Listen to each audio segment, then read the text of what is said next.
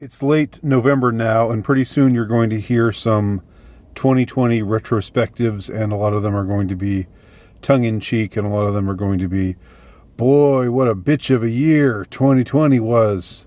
Sure am glad it's coming to a close. Ha ha ha. And there'll be a lot of commentary, a lot of uh, humor or attempted humor along those lines.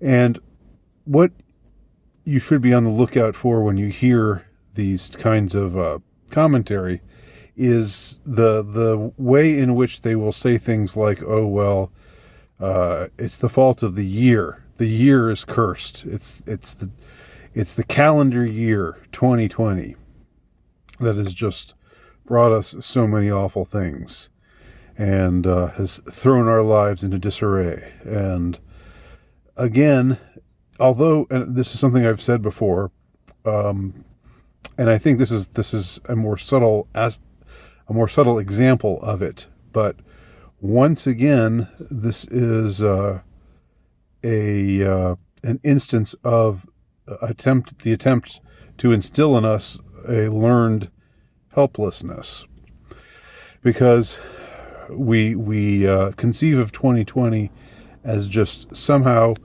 uh, you know, flowing over us, and we being passive recipients of it. And it's the fault of the calendar year, and it's the fault of stuff that just happened during this calendar year.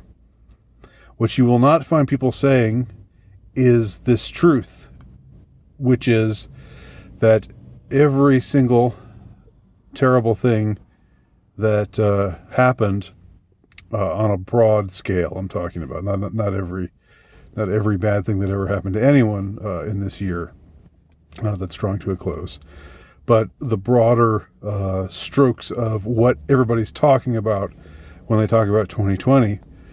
These are all things that are not just happening. These are things that are being done to us. These are things that are being actively orchestrated.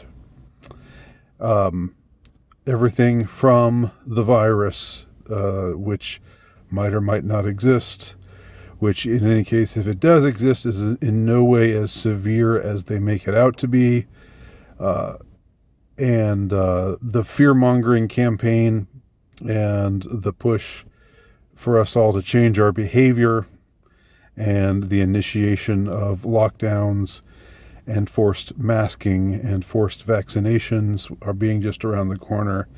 And all of these just egregious attacks on our civil liberties, these are all being perpetrated. These all have been perpetrated um, against us actively.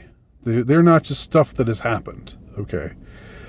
Well, whether this virus thing actually just came forth out of the blue with nobody expecting it. Everybody,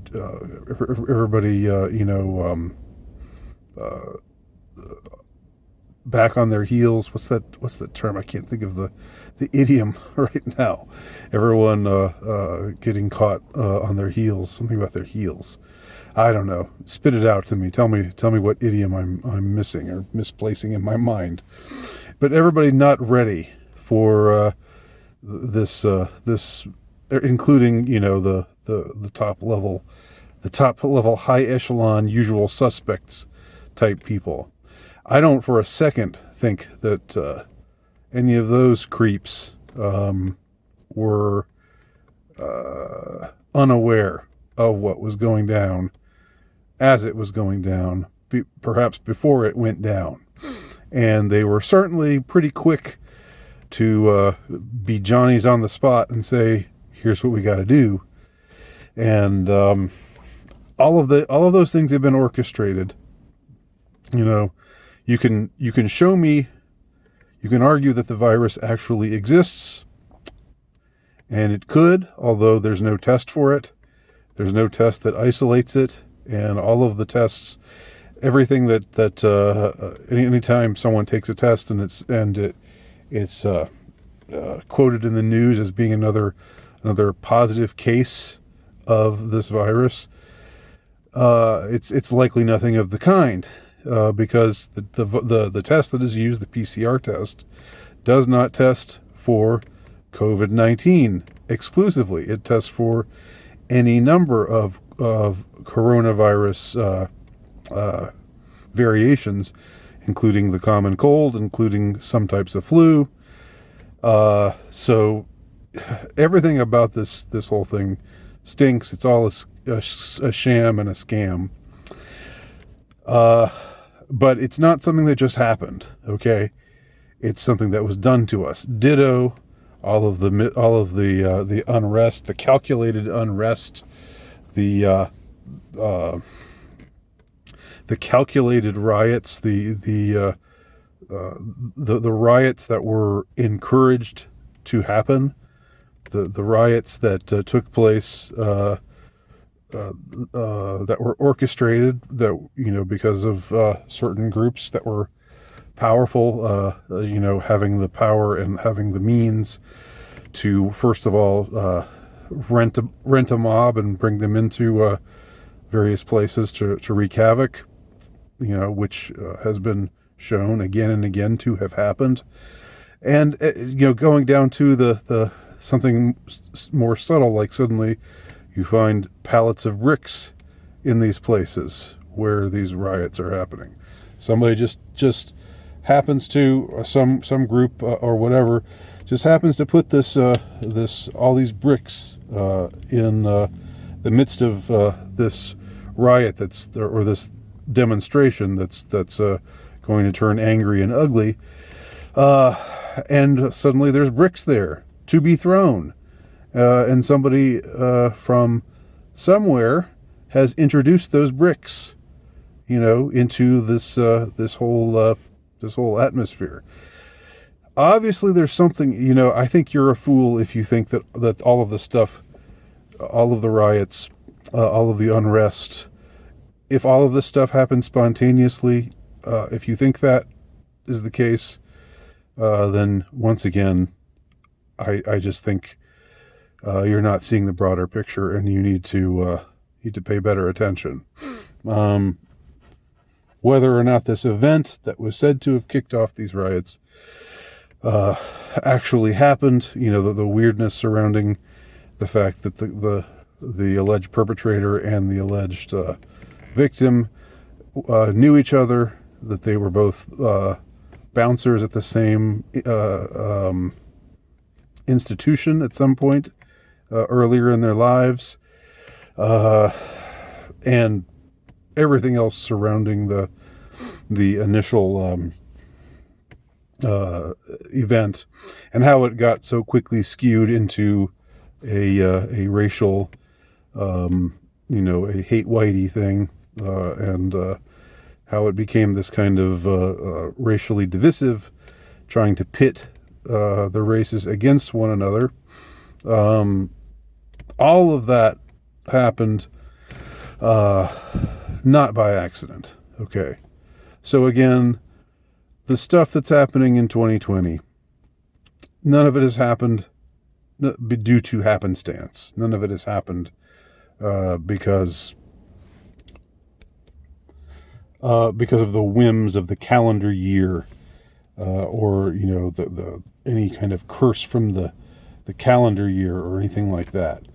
Who knows? Maybe the calendar year does have some kind of occultic significance. I'm not one to speculate typically about things like that. It is an interesting number, 2020, right? This is the year we definitely got some vision. If you're paying attention, the true state of things became visible to us. We saw just how evil and ruthless and corrupt these people are, and all wrapping up, all culminating with this fraud, this massive fraud of an election, which again I'm not going to get too much into right now. I've talked about it a little bit before, but so many ways in which this election was clearly not being conducted in a manner that was on the up and up. And it's because these people who want to rule us, who think that it is their birthright to rule the rest of us, and to kill us when they see fit to kill us, and to abridge our God-given liberties when they see fit to do so. These people are tipping their hand. They're showing us who they really are. To be vulgar, they're showing their butts. It's become much more clear to everybody. And again, 2020 vision, right?